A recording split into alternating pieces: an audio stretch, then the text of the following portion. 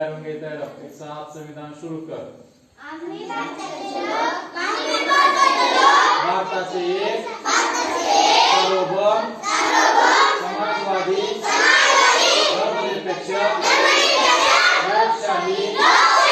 गणराज्य घडवण्याचा व त्याच्या सर्व नागरिकांस सामाजिक आर्थिक व राजनैतिक न्याय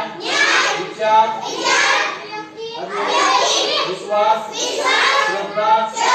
व उपासना यांचे स्वातंत्र्य दर्जाची व संधीची समानता